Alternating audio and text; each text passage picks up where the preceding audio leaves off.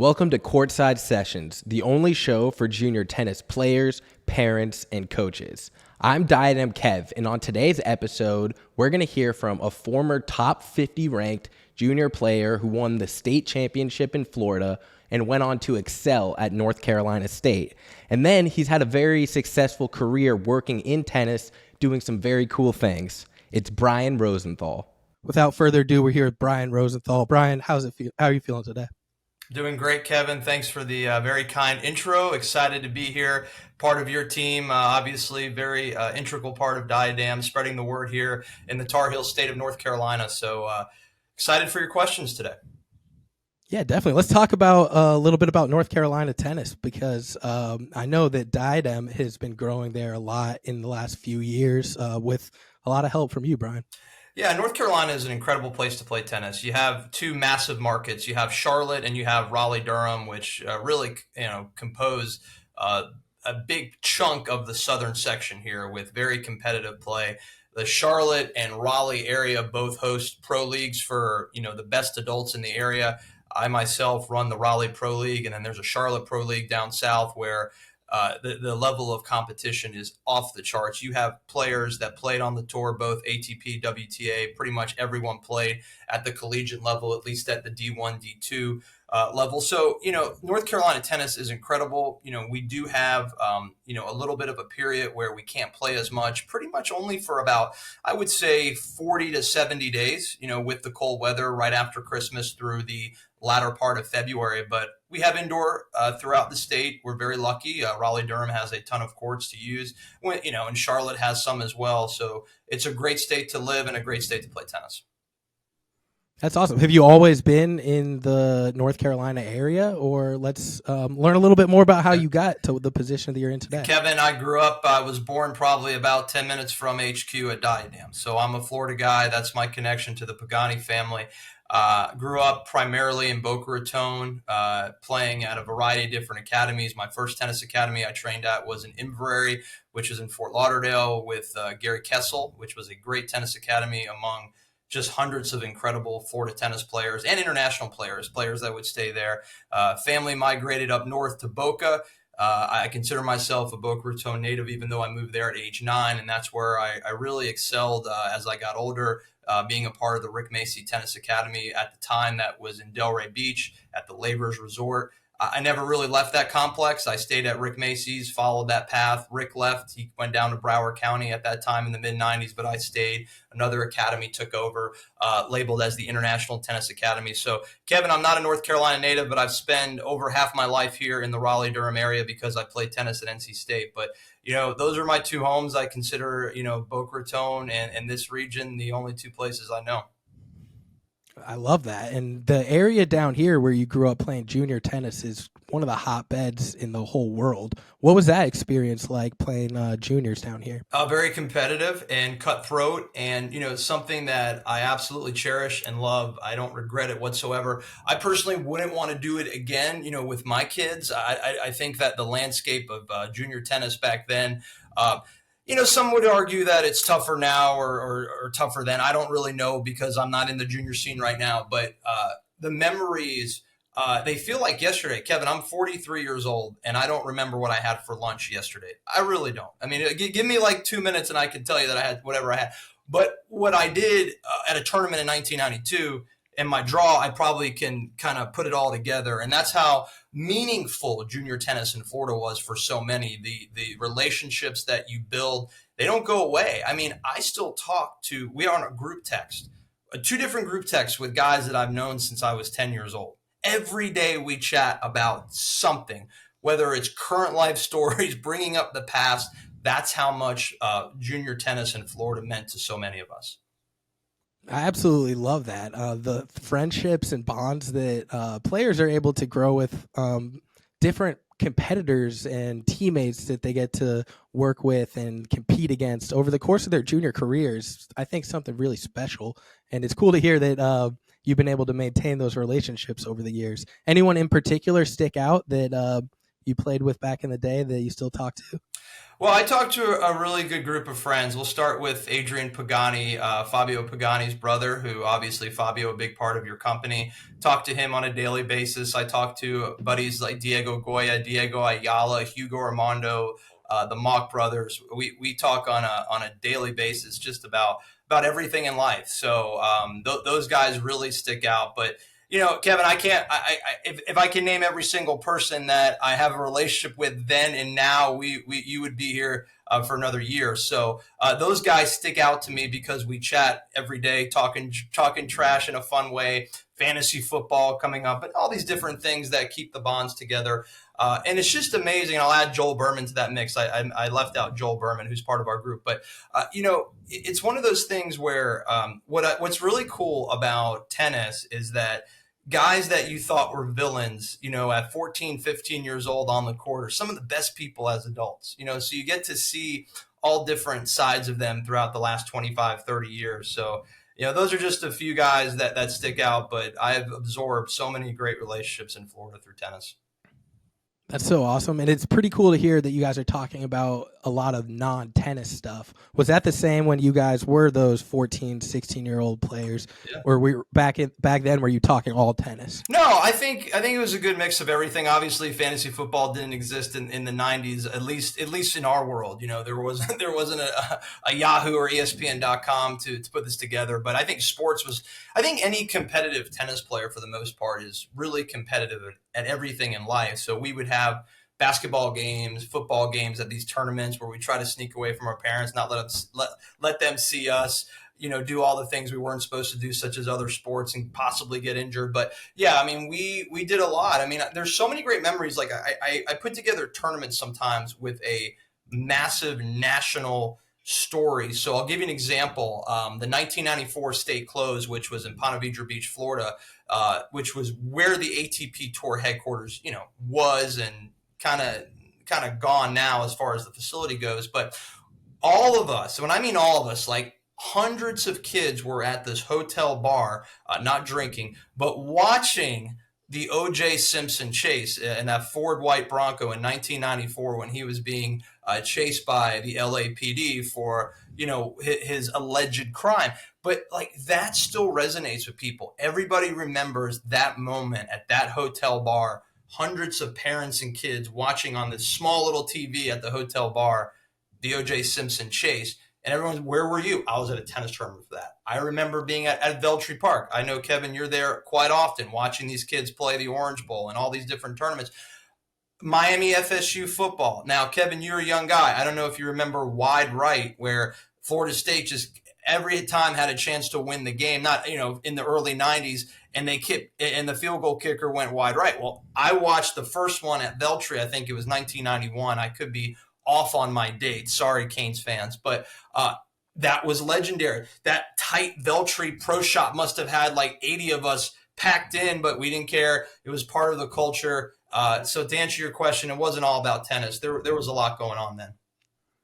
No, that's really cool. I love to hear how basically culture was integrated into the junior tennis experience, because really a lot of these players are day in, day out, every weekend they're playing tennis. So life kind of happens around that. Was that how it was for you when you were a junior? Were you kind of dedicated to tennis full time like that? It was, I think back then, if you weren't dedicated to this craft, you were behind. You weren't going to get to the college level. So what I mean by that, Kevin, is you had a day off, and that's it per week. I mean, you were looking at hopefully an off day. If you were playing a tournament, I played probably 3 tournaments per month, right? So you had one off weekend.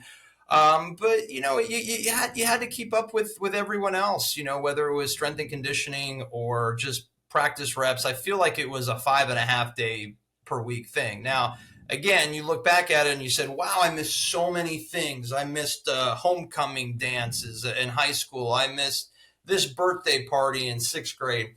I don't regret that at all. I feel like now as a parent, I don't know if I want to, put that on my children. I think that those memories that I lost, I don't regret, but perhaps they would. So yeah, to answer your question, it was full-time job and dedication. That's what I see it all the time in modern junior game, where that's kind of the lifestyle that a lot of players live. So I think it's probably nice for them to be able to hear that you don't regret it, and then also probably interesting to hear that you probably wouldn't necessarily push your kids towards that lifestyle. Anything in particular that you could expand on that in there? Yeah, I think that you have to have that edge, right? And you have to have that will. And, I did. And if my kids did, then I wouldn't hold them back. I don't know if I would push the narrative like some parents would. But, to expand on that, I just feel like this is an opportunity to be more social in a different world is something that I kind of wish I had that chance. But, you know, I don't regret it at all. Again, I'm sitting here in 2023 talking about stories in 1994, 1997, and to me that's really valuable. So a lot of people don't have that if they're just recreational soccer players or tennis players. They have their stories, but I think our stories mean a lot more because we were in the trenches. We remember what it's like to travel to a really small town in South Carolina and play a tournament and be there for 4 days and grind it out in 96 degrees in August and going to Louisville, Kentucky, and playing in the Clay Court Nationals and being in the same hotel with Stone Cold Steve Austin. I mean, these things don't happen if you're doing things on a small scale, just playing, a level 5 or level 6 or JTT. Nothing wrong with that whatsoever. That's what my kids do. But I think that you pick your battles of what you want to do in life. And my battle was to give up a lot of social life for tennis. I just don't think that I want to do that for my kids. I kind of want them to experience a little bit more in life than tennis. Yeah, I think it's great to be able to find a balance, especially at a young age. But I would love to hear a little bit about your thought process on if that experience and the grind that you were talking about has kind of made an impact on your life as an adult. Have those lessons and the character building that you experienced as a junior tennis player been able to kind of shape who you are as a person now? I think so. I mean, I really do. I think you learn about perseverance and you learn about roadblocks in a competitive sport like tennis. It's a lonely sport, one-on-one, right? Unless you're playing dubs. And doubles really wasn't my thing in junior tennis as it is now, being older and slower. I need some help on the court. So, I think if you can absorb what you've learned before going into a business opportunity or going even into a match. Like, I think I still use some junior stuff when I'm playing adult tennis, which I think is really cool. But, to answer your question, yeah, I do. I mean, I feel like, well, listen, I'm being lazy. I'm being foolish. Remember what you did at 17 years old. You're up at 5:30 a.m. hitting serves, you know, you know, grow up. You did it. You did this 25 years ago. You need to take that confidence and take that work ethic and put it into business and life. Yeah, that's awesome. I think that those life skills that you learn playing junior tennis certainly translate, whether people are aware or not. It happens. And then I think another cool thing that we sort of glanced over was that you got to train with Coach Macy back in the day.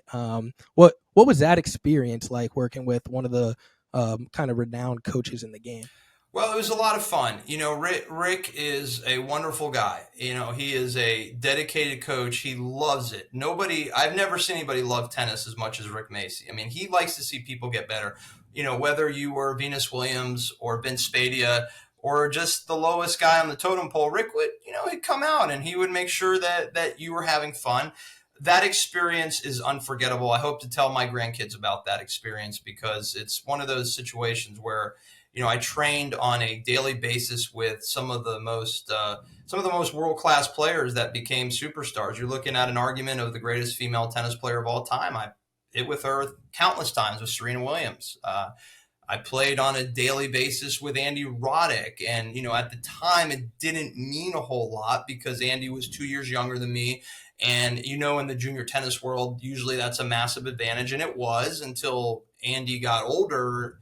Obviously, at probably about the age of 17, it was over for me. There was no chance I was going to beat Andy Roddick. But those memories are ingrained forever. Those guys stand out. But there's also just good friends, good friends that came from countries in Asia, countries in Europe that were living at the Macy Tennis Academy, and the bonds that we created, they're unbreakable. I mean, we spent.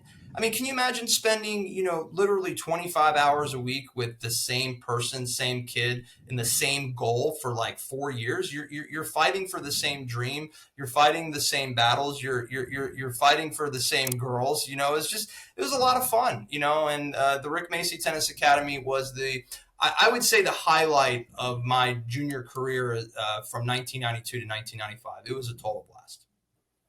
That's awesome. And before I jump into 1996 and some of the cool things that happened to you that year, I want to hear a little bit about a young Andy Roddick serve. And was it all that it became, or was that something that you saw develop? It is developed. I mean, I don't think you can really, see that type of serve. Remember, Andy Roddick at 92 was 10 years old. Right. So my time with Andy Roddick, he was very young, age 10 to 13. So I think everybody was on the same level with serve. I think what stood out for the really good players was patience and conditioning. Right. I mean, if you were patient on the court and willing to hit 25 ball rallies consistently, and you were faster than the other kids, you had a massive advantage.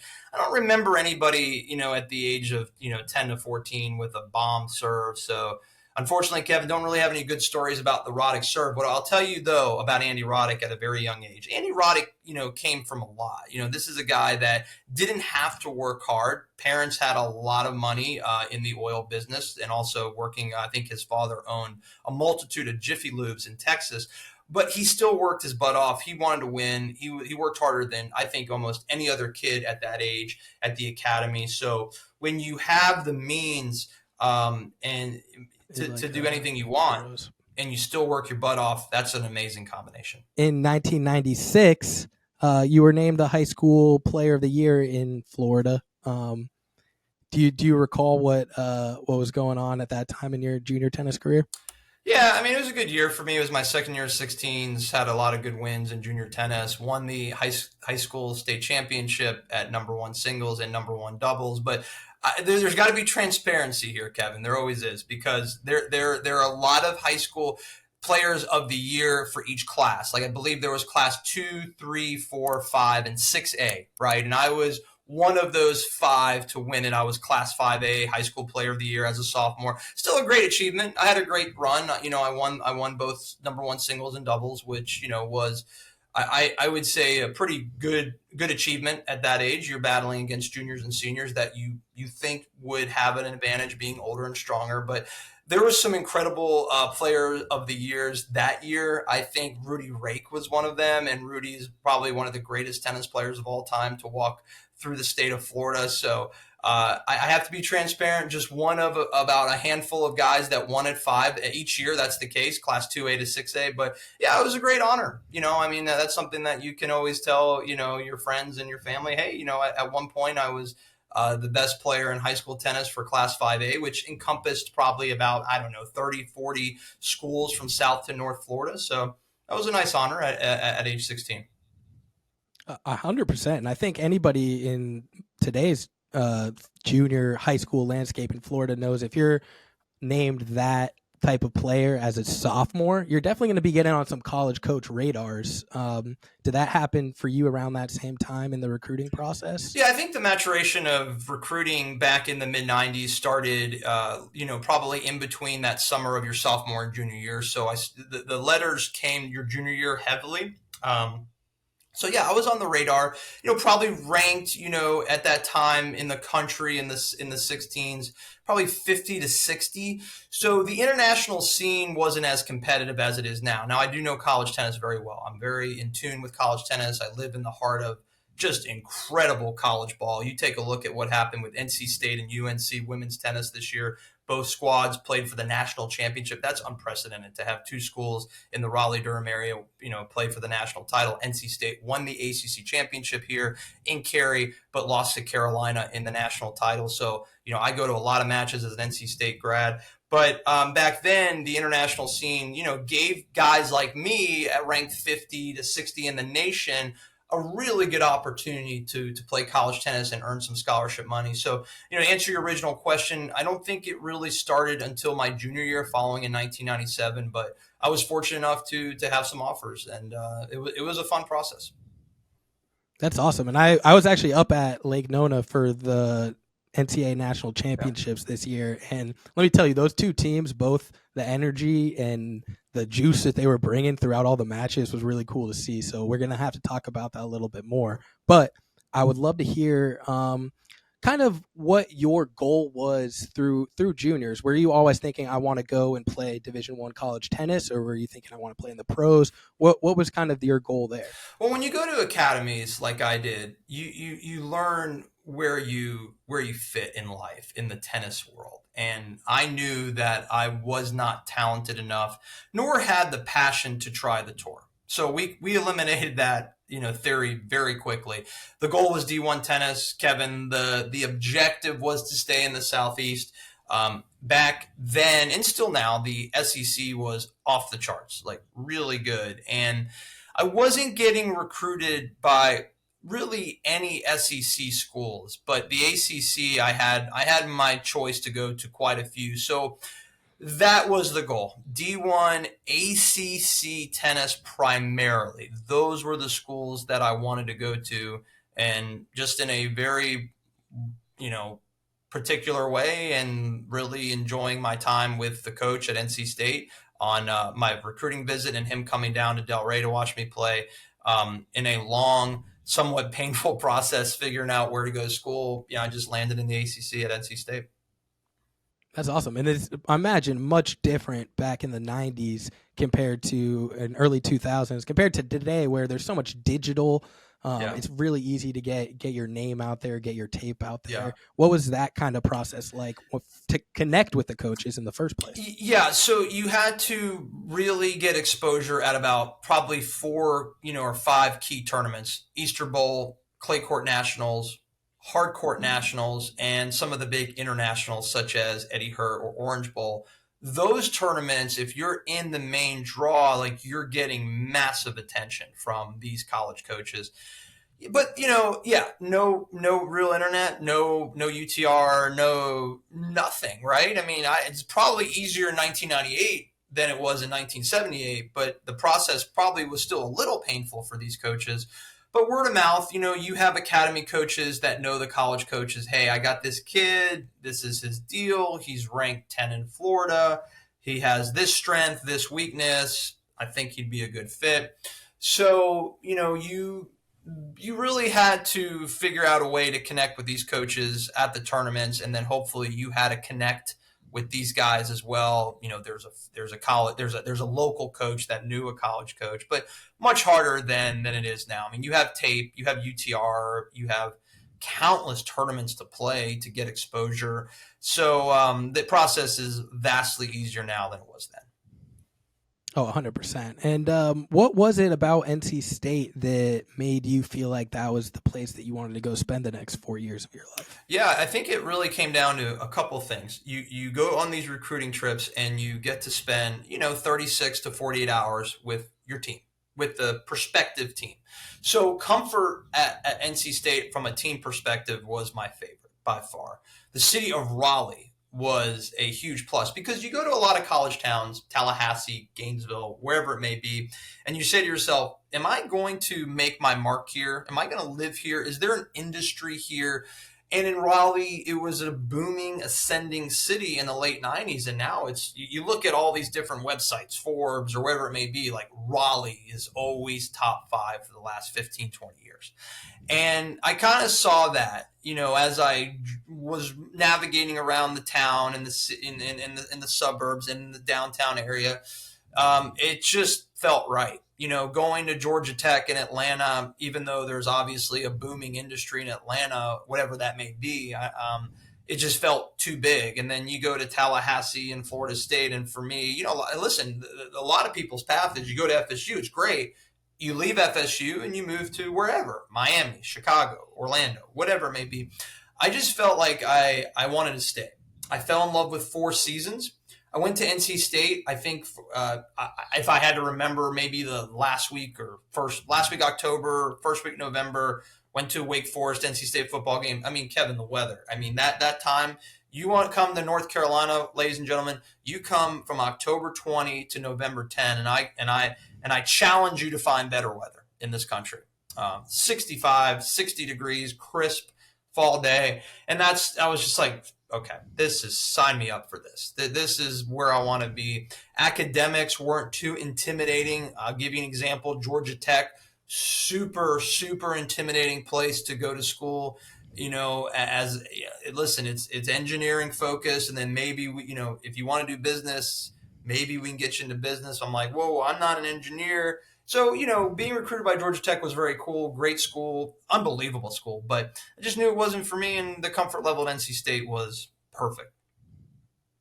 Yeah, no, I think it's really awesome because you kind of hit on a lot of the spots outside of tennis that I think is important for players to focus on, which is the academics, the location, what the community is like, what the job perspectives are like after school, all those things. And sounds like you found like the perfect place for what you were looking for, right? I did. So, I lived in Raleigh, really close to campus for nearly 18 years after graduation. So for 18 years, when I graduated in 2002 to 2020, I lived within a 3 to 4 mile radius of our campus. That shows you that I picked the right place, right? Because I was still entrenched with the culture of NC State. So during the pandemic of 2020, right in the middle of it in the summer, my wife was really eager to move to enemy territory where she went to college. And that's where I reside right now in Chapel Hill, which is a great town. Unbelievable town to raise a family. It's a beautiful college town. They probably are one of the few college towns that I've been to that have so much outside of the focus of UNC. Like there's just a lot going on here for adults and kids with zero affiliation to the university like us. So I live in Chapel Hill now, but again, I'm a 18 to 22 minute drive to NC State's campus, which is really cool. So to answer your question, I think I saw it the right way as an 18-year-old. I saw the vision of living here. Don't foresee ever leaving this area. I love that. And when you got to campus in what year was that? 98. 1998? Yeah. So you get to campus in 98 and you come from an environment where you're one of the best players, one of the top dogs in your area. And then you go to NC State. Is it the same when you walk on campus? Or are you one of the better players on the team? Or do you have to kind of assimilate to a different status? I'm a freshman and I mean nothing at that time. It's the same for most people. I mean, unless you're like a superstar recruit as a freshman, top 5 in the country, then sure, you're going to be the big man on campus and the seniors will be like, sure, take my spot. That was not the case for me. I was just a guy on the team that hopefully would bring something to the table early on. I did not, because I ended up having elbow surgery in November of my freshman year. 3 months into it, just felt something really erratic in my right arm, which really derailed my career. Don't want to get into that. It's a long story, but the elbow really, really haunted me for many years to come. Lost a lot of momentum with tennis. I was out for 8-9 months, which is a big deal not to be on the court during the months of I had my surgery in February the following year, so I did not play tennis from November till August. So that was a tough time, but it was very supportive there. The sports medicine, my teammates, they understood it. It's life. You can't do anything about it. I had nerve damage that was building up, and finally I was hitting a ball on a crisp November night with a teammate of mine, and I just said, "Oh boy." You know how football players, they pull up and they're like, something in my knees, something, they know it. I knew it. I knew there was something wrong. And I just went down to sports medicine the next day. They said, we'll have to get you into the orthopedic surgeon to do a nerve test. I failed everything. And they said, yeah, you have some really bad nerve damage, as most people do. Remember technology back then, you beat the crap out of your arm with some of these rackets, and I didn't, not that I play with wood rackets. I'm not that old, but the rackets now are much easier on the body and much easier on the shoulder and arms. So it happens, 18 and a half years old, and you've been battling for 14, 15, 13 years, you're going to get injured. So that's what happened to me. 100%. And I think that's really interesting because we were on with another college player recently. Her name's Keita Ferrari up at Illinois, and she had to battle through an injury her freshman year. And she had some pretty good insight about kind of her mental game and how she was able to recover that and come through the other side stronger. Did you feel like during that time, obviously it's some ups and downs, but were you able to still become a better player or embrace the situation and make it a positive, or how was that for you? No, I wish I had a really good heroic story for you. I actually thought, looking back now, I wish I would have been more mature about it and put more emphasis on mental toughness. And I think it really, I lost a lot of confidence, Kevin. I really did. When I came back to the court in the fall, the following year, early fall, I just was a shell of myself, like confidence wise. I had some good moments. Don't get me wrong. Like, I think I won something that fall, and I won a fall tournament that was somewhat significant. Wasn't a big deal, but something to hopefully, speed up the process with confidence. So then my coach said, okay, well, let's now send you to ITAs down in Stone Mountain that was a really prominent tournament back in the fall. I don't know if it still operates now, but, that was the learning lesson that I got. Was I went there, I had some confidence. My coach wanted me to, somehow win a few matches to get that confidence back for my sophomore year, knowing that, he saw me lose a lot of faith in myself because I just didn't have that same arm strength. I wasn't smacking balls the way I was, in the 18s going into college. And I think that tournament was one of the worst things for me because that was the tournament that I won previously locally was very weak compared to this ITA tournament. Was 128 draw, Kevin. You're probably getting at least out of the 128. Most of those guys are top 200 in college. So, top 200 players in college. I got in there. He got me in the tournament. I don't even know how, but I was not warranted to be in that tournament. I got in. I played pretty well the first set. I remember the guy I played, he's a buddy of mine, Ben Cox, played for University of Michigan, great player, and was a really tight first set. And then I think just knowing that my fitness wasn't there because I wasn't training, upper body for so long. Yeah, I just lost that match. Then I had a chance to play doubles with a teammate of mine named Ryan Boward, and we lost that match. So it was like, I went down there to Stone Mountain, Georgia, lost both of my first round singles and doubles, and unlike the young lady you mentioned from the University of Illinois, which is great to hear, she persevered. I don't think I did, and that's my own fault. I really think that, everyone's different at that age. I was so young, 18, 19 years old. Some kids have it, some kids don't. But unfortunately, I think that injury derailed my full potential. But it's all good. I'm still doing okay in life, but I wish going back in time, I could take the DeLorean from Back to the Future and talk to myself and say, listen, it's okay. It's okay to miss tennis for 8 months. You got to step it up and hopefully have a better career. But yeah, that's it in a nutshell. Brian, I think it's always great to hear both ends of the spectrum. It's not always sunshine and rainbows, and that's the reality of sports. Is tennis specifically it's tough on you. So I think it's really cool that you were able to share that story a little bit. And at this point in your tennis career, are you kind of starting to think about what you'll do after college wraps up, or have you not gotten there quite yet? Well, I've always wanted to be in sports. That was the only thing I wanted to do. Sports marketing, being in the athletics department. I did internships with the athletics department at NC State, and I learned the hard way there that it takes years and years and years to actually earn a living. Back then, I don't know what it's like now, but I was doing some stuff, Kevin, that I cannot believe. What I did one summer, for like 3 straight weeks, all I did was cold call. And all I did was pull names out of their big book to call about getting season tickets. I'm just like, this is not fun. Like, this is not what glamour, what I expected to be. And they're like, oh yeah, this is what you would do for like 2-3 years. I'm not using any talent. I feel like I'm wasting talent and time because I felt like I had a business niche, but this was not fun. This was not, I said, listen, I get it. I respect the process of paying your dues, but I'd rather pay my dues in a different way. And so, yeah, I felt like I had to go the tennis route, like a lot of guys. I knew that, my dream was to be in sports, and that dream was a little bit shattered, learning how tough it was to make it in there. And there wasn't really any pay. And again, this is going back to 2002 as I'm graduating. It could be better now. Hopefully it is. And I just started the tennis world, Kevin. I became a tennis pro, but like most guys do in college. I wasn't glamorous. I was an assistant tennis pro for about 2 years at a local club right here where I live in Chapel Hill.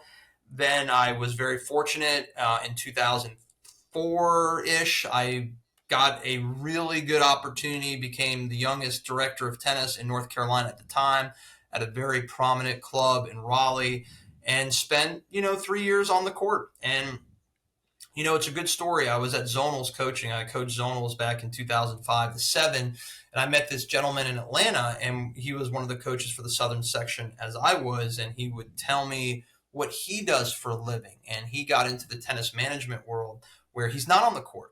And he said, do you love teaching tennis? And my answer to him was, no, I don't love teaching tennis. Very transparent. I don't love being on the court with people.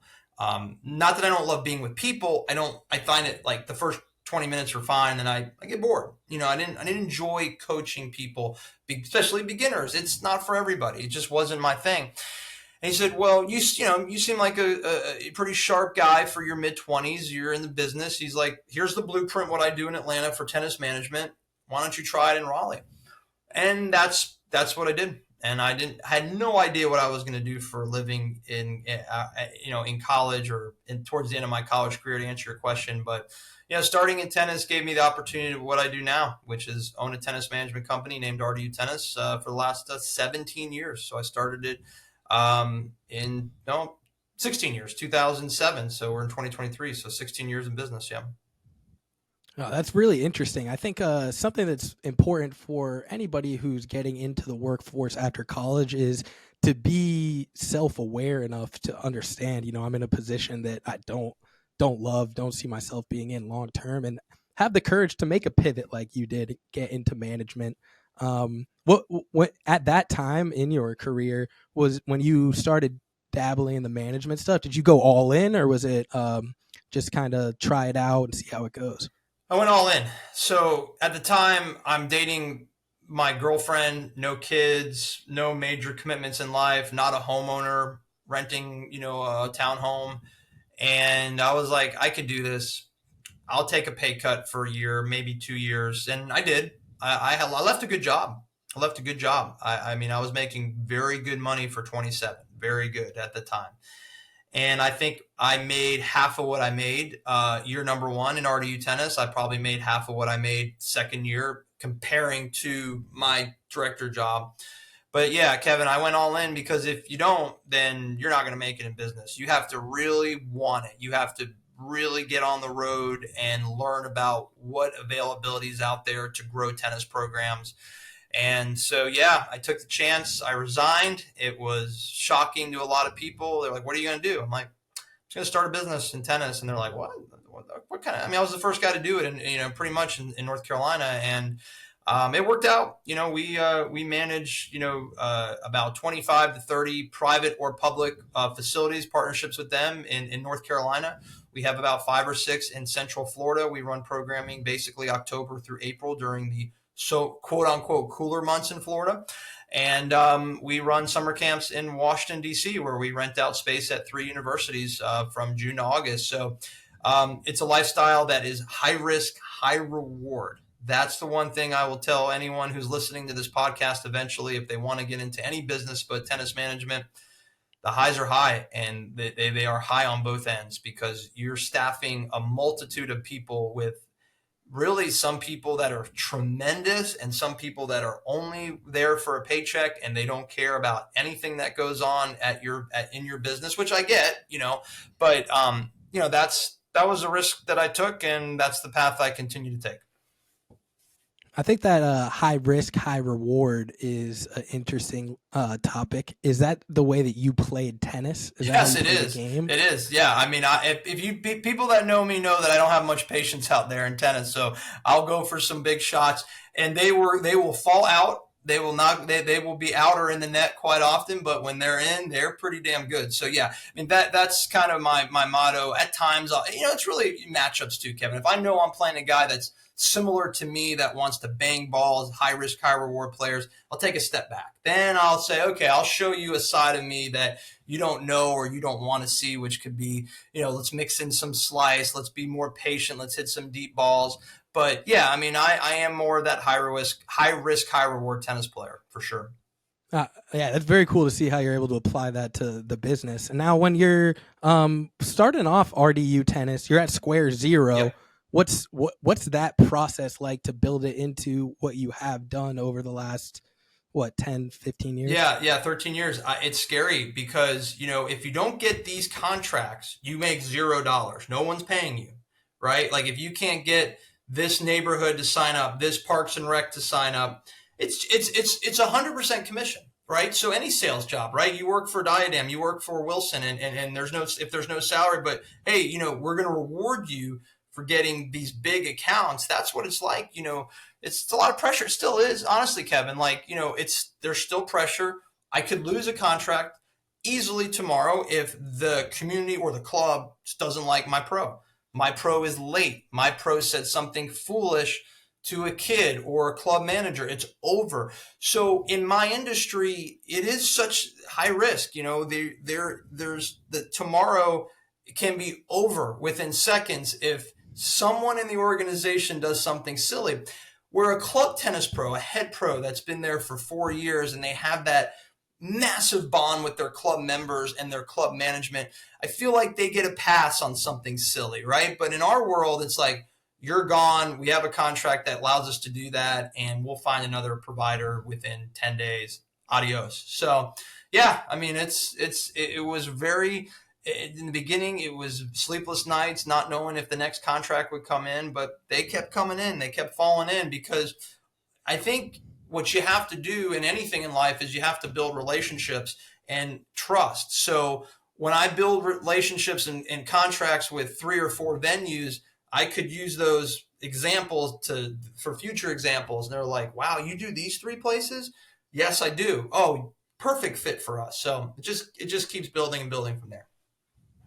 That's very cool. And then the whole concept for RDU tennis is all youth players, right? And youth community programming and everything. Or do you do adults too? We do adults, but the model really is youth camps. That's where our revenue comes in. That's our bread and butter. We want to bring kids into the game that have never played before, where the parents and the kids are just happy to learn the game. And if we retain them for another session or another year, that's awesome. And if they get better, if they become very good players in our farm system, like minor league baseball, then we ship them off. We'll send you to a program that focuses on high performance. Like, if I was running programming in Boca at a community or had a contract with Boca Parks and Rec, and we had a kid come to us for 2 years and that kid's just really excelling better than all of our other kids, it's time to go to Everest. It's time to go to Macy. It's time to go Pro World, wherever the best place to go to is.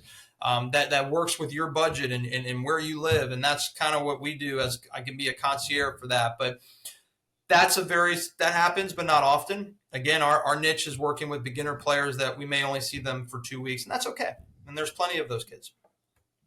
Yeah, no, I think that's really important for the game, especially in the North Carolina area. And if anybody is near, so you guys do Florida too. Where RDU programming happening, or where is it happening? Orlando region only. Okay.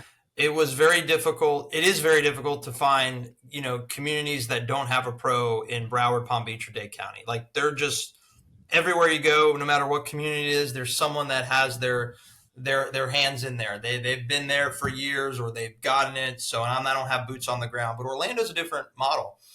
There are probably 25 neighborhoods that have 4 courts, 5 courts, no pro.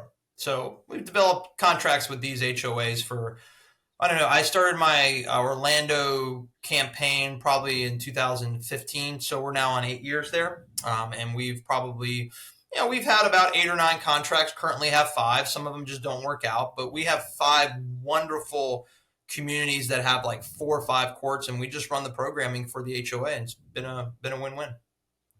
Oh wow, that's awesome. And then in these communities, you mentioned that sometimes there's players that once you introduce them to tennis, they get all in and they end up progressing and becoming really competitive players.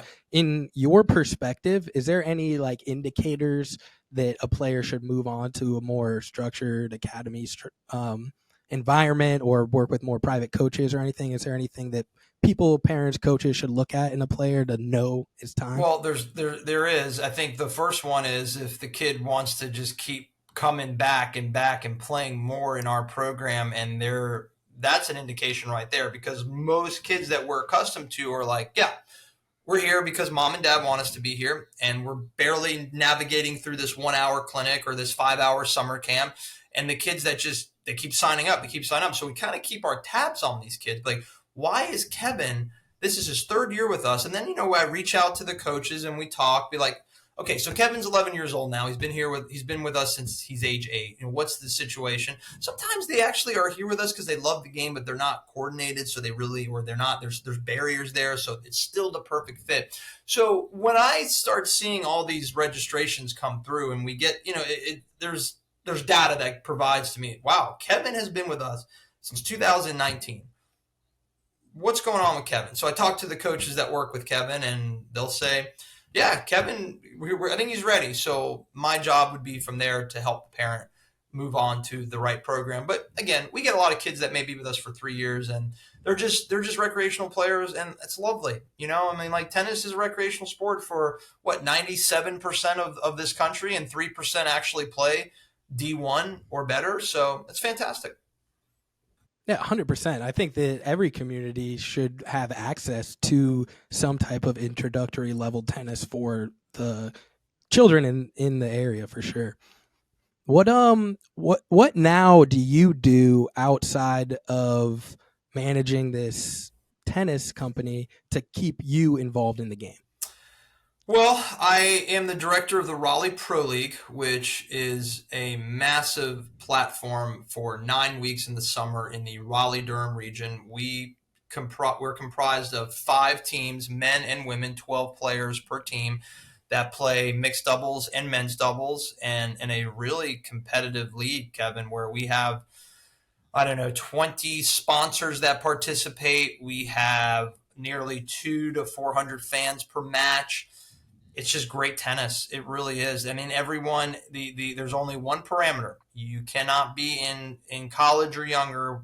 Once you're out of college, you can play. So, Kevin, we'll get a guy that lives in the area, right out of college, and he's 23 years old. He was an All-American at UNC, perhaps. It's going to be tough for people like me to hang on the court, but that's what we want them. We want that for our audience, and they support it. Our fans come out. We do it all at a variety of local country clubs, primarily in the area, and it's probably the most fun that I have all year long. And I play in it too. As a director, I still play on a team, and I have a lot of fun doing that.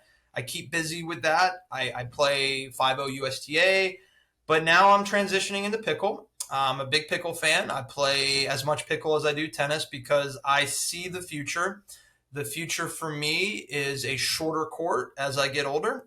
And I've embraced the sport, unlike a lot of competitive tennis players who don't take it serious. I don't know why they don't.